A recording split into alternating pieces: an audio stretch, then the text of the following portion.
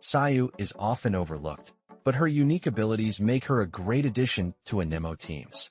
She excels at applying Anemo and dealing damage. Let's dive into her hidden potential. Sayu is a young and energetic ninja from Inazuma.